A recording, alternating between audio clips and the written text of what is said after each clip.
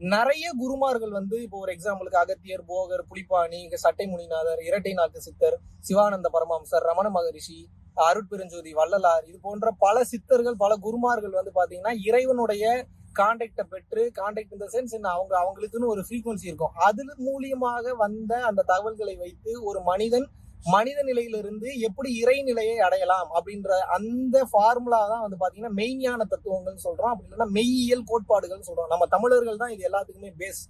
தமிழ்நாட்டில இருந்து வெளியில போனதுதான் ஈஜிப்து, அங்க இருக்கக்கூடிய பிரமிடு கலாச்சாரம், அங்க இருக்கக்கூடிய ஆன்மீகமாக இருக்கட்டும், இங்க இருந்து வெளியில போனதுதான் எல்லாமே. ஈவன் சைனாவுக்கே வந்து பாத்தீங்கன்னா இங்க இருந்து போன விஷயங்கள் தான் நிறைய வந்து அங்க வந்து ஷாவ்லின் டெம்பிள்ஸ் ஆகவும், தற்காப்பு கலைகளாகவும், நிறைய மனதை கையாளக்கூடிய பயிற்சிகளை வந்து கொடுத்துட்டு வராங்க. ஏன் மனசு இவ்வளவு பெரிய விஷயம் அப்படின்னா, மனம்தான் ஒரு மாபெரும் மந்திர சாவி.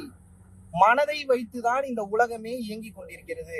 எப்பேற்பட்ட தொழிலதிபர்களாக இருந்தாலும், நாட்டின் அதிபர்களாக இருந்தாலும், சீஃப் மினிஸ்டரா இருந்தாலும், எப்பேற்பட்ட ஆட்களாக இருந்தாலும் கூட மனசை வச்சுதான் அவங்க செயல்படுறாங்க.